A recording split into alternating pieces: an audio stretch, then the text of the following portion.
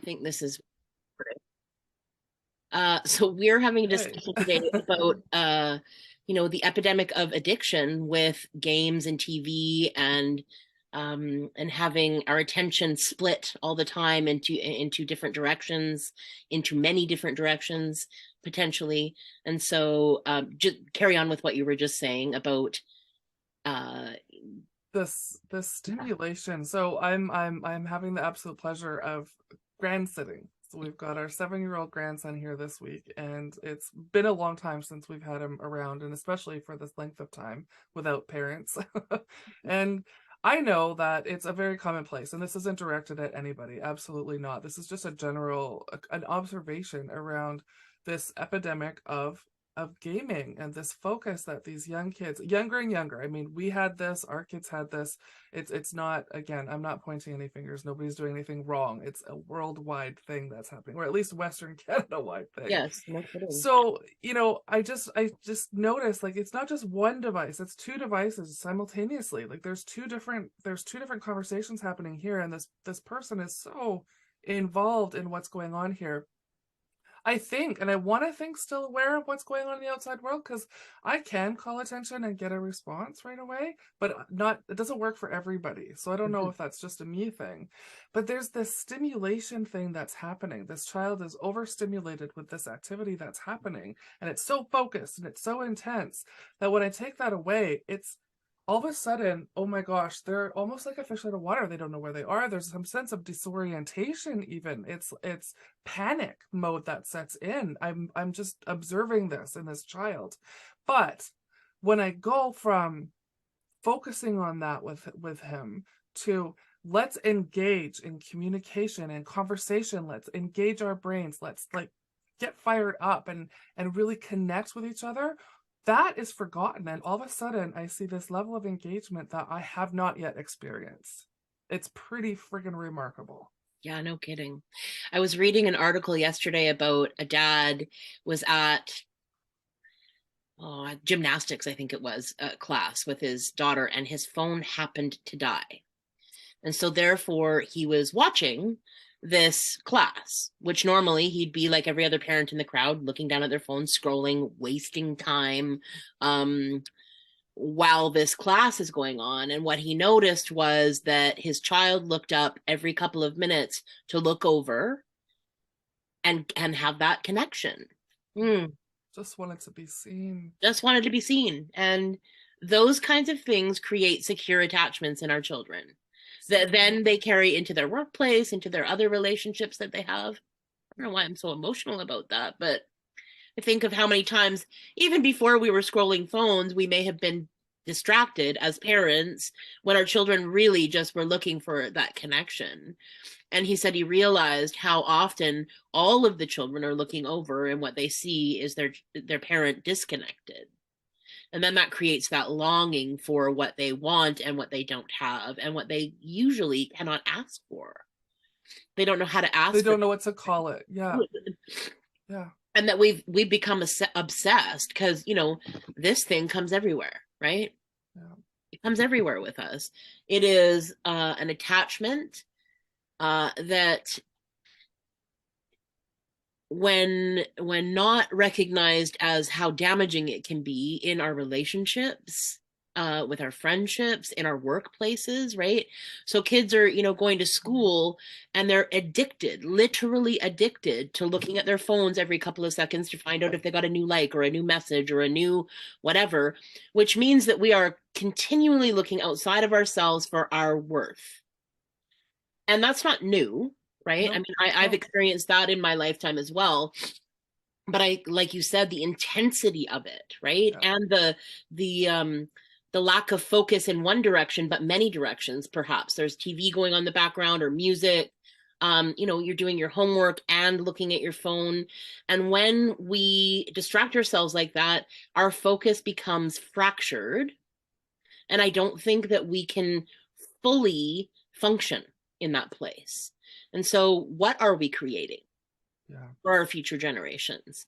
Well, What and that's are we it. Yeah. allowing that to be okay, Yeah. such that it is the thing that governs everything, every moment of every day, right? Like you said, when your grandson's focused on these two things, he's in his own little world. And when you take it away, this disorientation that happens is about, you know, lack, and the inability to be plugged into that thing. And I think we need to pay more attention. And, you know, I do agree. I'm not pointing fingers or anything else. My kids grew up in front of the TV. I'm an 80s baby. I definitely grew up with TV. When I consider how much TV I watched, I'm like, oh gosh, my parents were terrible at parenting. But it was a thing. It became a thing when TV became so prevalent in being the babysitter, you know, and that's just moved into all these other directions and these other things. Well, and I think I mean, there's a risk that I see. All of this is obviously not great, and Mhm. there's further risk when I think about the disassociation from the real world, Yeah. from the world that we are interacting on a daily basis in a physical way, and then additionally, that ability to cope and manage is all of the understanding of how to deal with life is brought up in these video games. And Mhm. a lot of these video games are violent. So I know boys are boys, and I know that they'll experience they like to be rough play and rough house. But I saw something through that, and it was anger. There's a feeling behind this. Mhm. And so I started calling it when I was seeing him when he was really taking it out on me. I Mhm. took it. I just held space for him to do that. And I let him know that, hey, I see you. Mhm. I see you, and I know that this energy that you're feeling right now isn't because of me. Right. And I could feel the shift happen by just acknowledging that that's what it was. And then that's when, he finished off. We had It was a fun time. It was a great time. But then he came and he sat down like right in front of me, plunked himself right in front of me. And he just did this. Mhm.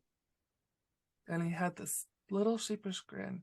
And I'm like, I just need to meet you where you are. All I knew is I just had to raise my hand, give him a high five, and he put his hand up, and it was just like a thank you for seeing me. Mhm. It was pretty remarkable. But how do we teach these kids how to cope and how to understand that this motivation that's coming from so deep inside might not be what you think it is? This is what you've learned in a video game, or this is what you've seen your friends do. This isn't how we talk about how we're feeling. Well, the Desensitization.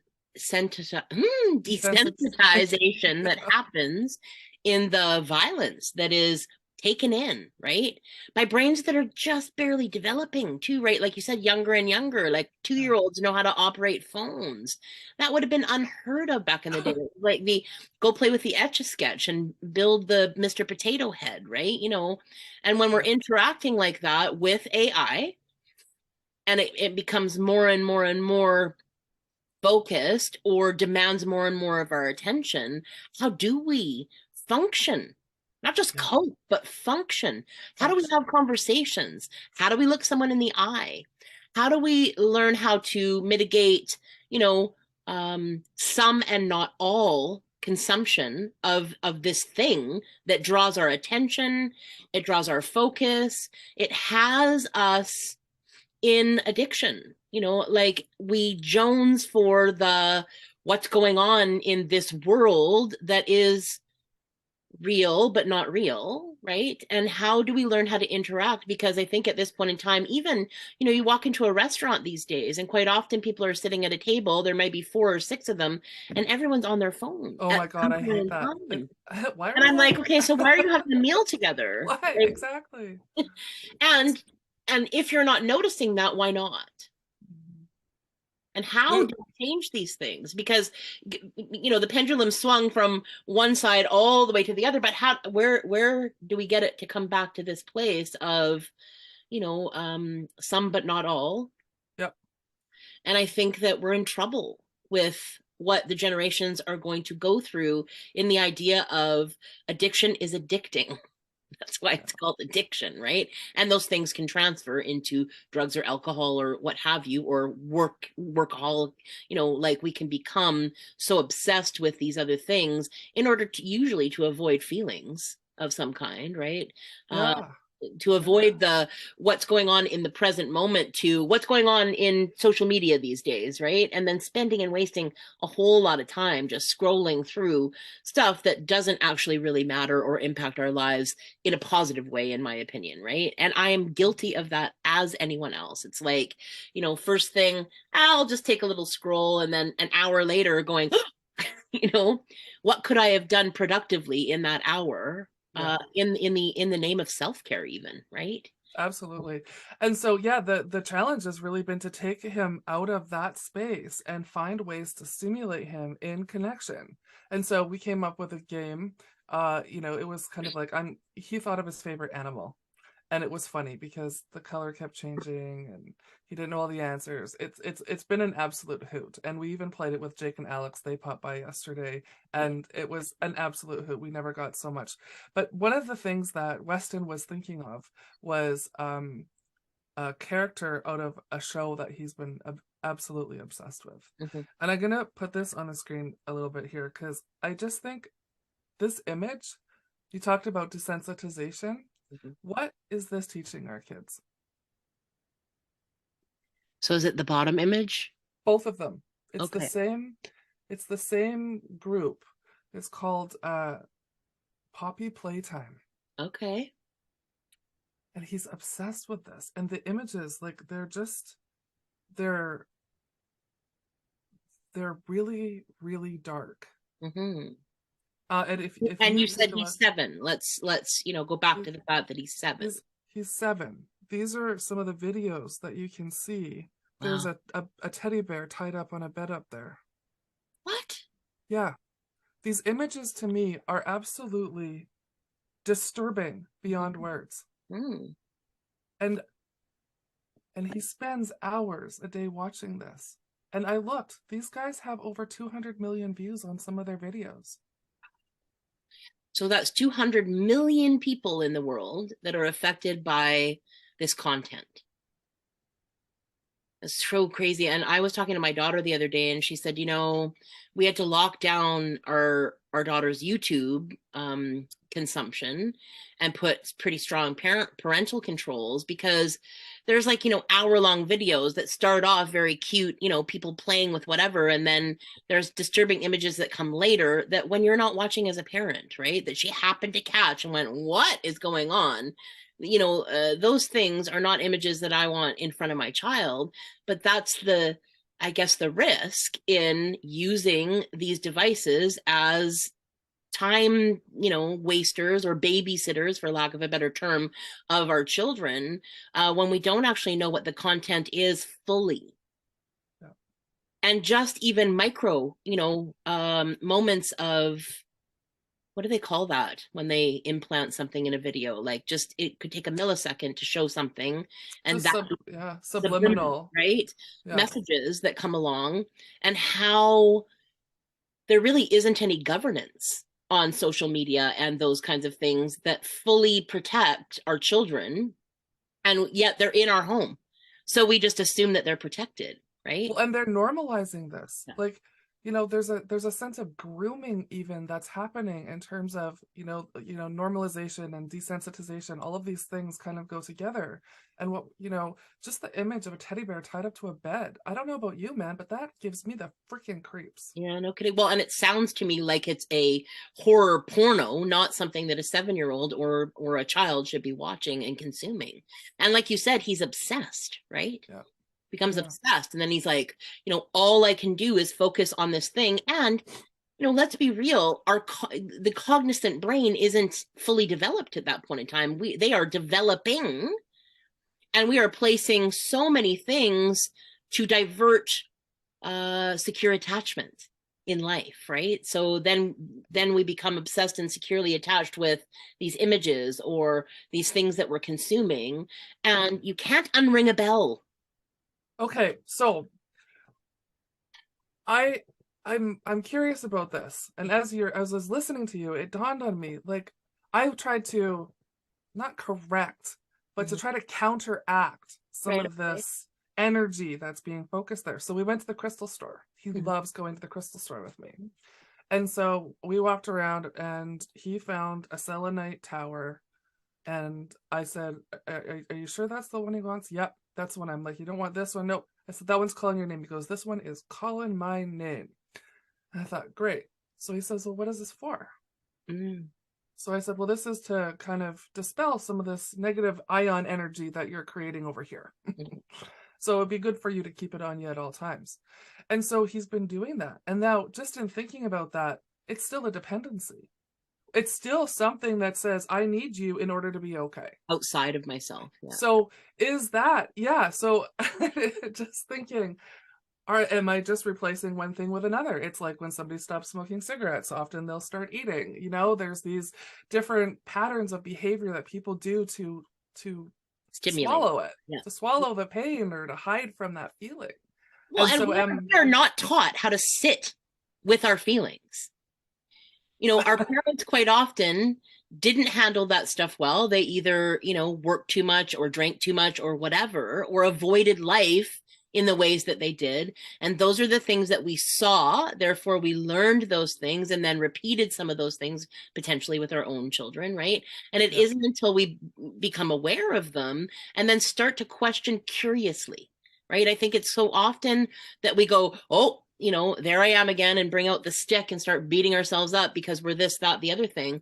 But wouldn't it be nice, and what it might look like if we became curious about, I wonder, I wonder what I'm avoiding. I wonder how I could learn how to sit in those feelings and allow them to come. Because all those things stay with us. They don't go anywhere. They get stuck effectively. And then it's the long drawn out process of somatically going back in and rescuing ourselves from all of those moments where we froze in time, in the pain of whatever was going on. Or, you know, quite often we don't probably avoid joy, but some people would. My mom lived her whole life trying to fight it. Yeah. Like, you Yeah. know, I just, yeah, no, I totally get that. So today was my plan because I've got the day off today and I am going to do some Reiki with Weston. Nice. We'll see how long he's willing to sit with me in doing that and just really want to connect with him about energy. Recently, his Nono passed away. And so when Weston was talking about it, he was very definitive that he's dead, he's gone, that's it. And I challenged that and I offered my perspective on that. And I just think that, you know, we were taught in science in grade 4 that energy cannot be created or destroyed, only transferred. So Nono's not really gone if science is true. So I believe that there's more to it than science. And I think that it's a continuum. I think we really are here in a continuum. And so the idea that somebody's gone is an impossibility because my memories will never fade that way. Right. Those moments will never go. So that is real. And our brain still doesn't know the difference between reality and imagination. So me bringing that into my imagination right now is my reality, which means that he's still not gone, right? So I'm going to spend some time just exploring some of these really exciting concepts with him and see how he feels. I love that. I love the fact that these conversations can lead to wherever. Yeah. But ultimately that there's some level of connection that's happening, right? The human to human connection, the no distractions or outside influence that's going on, and how those moments may be something that could be trajectory changing for people, right? You know, when we have conversations that make ourselves think and feel, particularly at the same time, right? Yes. It's not commonplace. We either think or we feel. But I do believe that the integration of those things when they're happening at the same time allows us to expand as human beings. And isn't that the point? Absolutely. Yeah. My papa was my favorite person in the world because he would sit with me, because I could ask him questions and he was the one person that didn't tell me to shut up. Right. You're too much, just enough. He always had enough time to answer every question I had. I always felt heard and seen. When I consider the fact that as a parent, you know, there was just so much going on in the intensity of those situations and a lot of trauma. So it's not lost on me that my attention span was limited in response to my children, and how sometimes that just felt annoying. It's like, oh, just, you know, like just do whatever you need to do. Stop bugging me. Stop asking me for things. Stop. Then now as a grandparent, I see it through such a different lens, and I think to myself, God, that was a whole point. You know, the dinner that I'm making, Yeah. or the snuggle that I'm having or the book that I'm reading, right? Like literally it's the point is the time that I get to spend in that moment being present with this other human being in deep connection, intimate connection. Yeah. And how we long for those things. We grow up and we long for those things, and then we have a tendency to get into situations where it feeds at least part of that connection desire, but not always in a healthy way. Yeah. And For so, sure. what a great thing that you're able to practice that with him at 7 and introduce him to these concepts of sitting in the energy and questioning life, and not just, getting up like a zombie. Because honestly, when I walk around and look how many people are distracted in the everyday everything, right? Crossing the street. I recently, some guy was walking his phone just across the street, not a care about, and could have easily been hit by me if I wasn't paying attention as well, right? I've seen people walk into poles, Yeah. dude. They've been on their phone, heads down, and boom. Yeah. Well, that's the universe's funny bone though, right? Like, are you paying attention now? Oh my And gosh. like, like we just said about the pendulum, right? We've swung way to Yeah. this other direction. Where do we come back to center and how do we connect with nature and be in the moment without having to feel like we need to be doing something in productivity in order to be worthy? Yeah. And to me, it's a practice, but talking about these things is important. And I appreciate that about us being able to have these conversations that promote thoughts and feelings in stuff maybe that I wouldn't think of otherwise. Absolutely.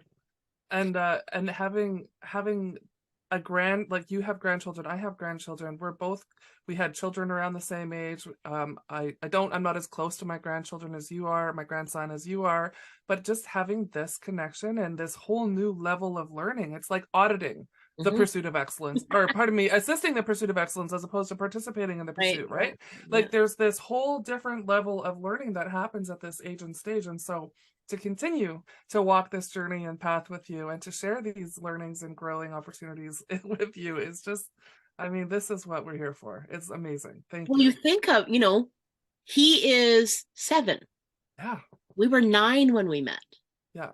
We were just children, like looking back and reflecting on 40 plus years of friendship and all of the things that have happened, and some of them not easy, Yeah. in relationship. And some people would have given up along the way, but I'm so glad that we continue to reinvest in deepening that connection because it's so important to have in my life. And I so value and appreciate the fact that when we get together, those things percolate into such stimulating conversations that are important. It's important content. And I think, taking a look at this and having real discussions around this. And I read another article about how, there's a lot of judgment around parents uh using these devices as the babysitter or whatever. And I think to myself, we need to stop talking about life as if we're in 1970 or 80, that Yeah. we're in today's world, and it is inevitable that AI is going to be a part of our lives and is about to get more intense and bigger and bigger and bigger. So how do we teach our children, our grandchildren, ourselves to operate within the system but stay healthy and mindful and connected in other ways so that there's some sort of balance that's going on and it's not just all of one or all of the other. Absolutely. Because if there was some level of shutdown in an electronic way sometime in the future, what's left is me. Yeah. Yeah, and we're gonna have a bunch of people that don't know how to talk to each other, don't know how to communicate, can't make eye contact.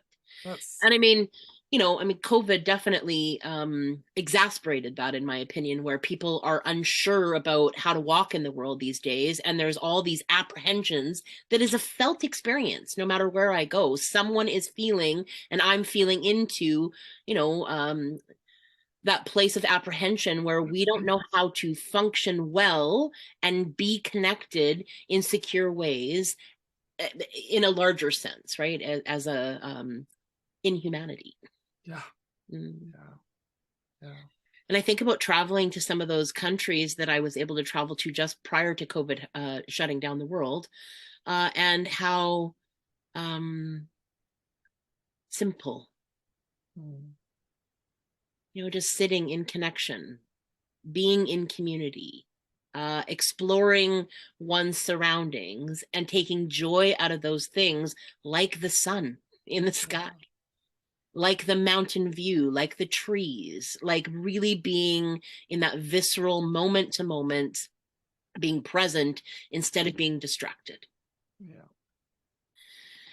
Ah, important conversations that we have here at E Squared Productions. Thank you so much. Uh, Absolutely. this is Always off the cuff. always off the cuff. Always off the You know cuff. what?